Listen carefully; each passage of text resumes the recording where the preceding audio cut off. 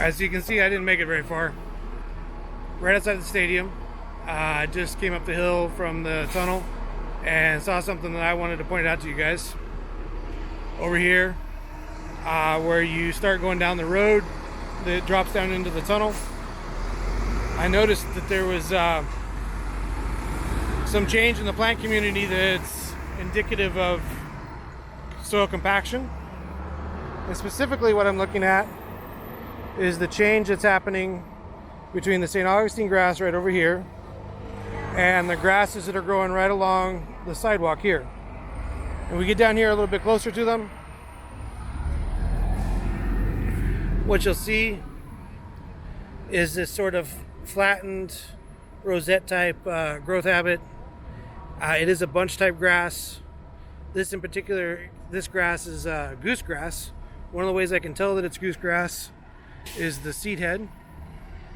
And when we look at the seed head here, what you'll see is the backside. If you look at the backside of the seeds, it almost looks like a zipper that's been zipped up.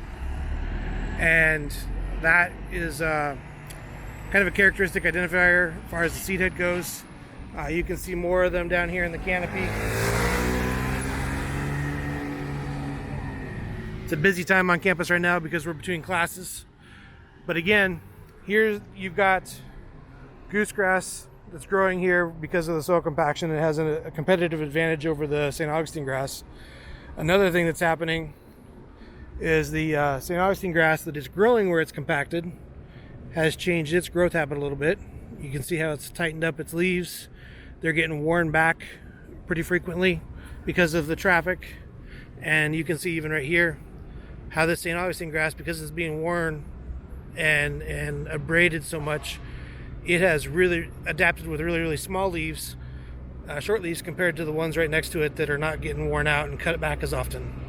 I've seen the same type of adaptation happen in St. Augustine grass that's growing into a putting green, and actually from the edges of the putting green, when the stolons get in where it's being maintained at putting green height, the inner nodes of the grass get shorter, the leaf blades get shorter and tighter, and the grass tries to adapt to the environment that it's growing in. All right, that's enough for this spot. We will wander on and pick up again somewhere else.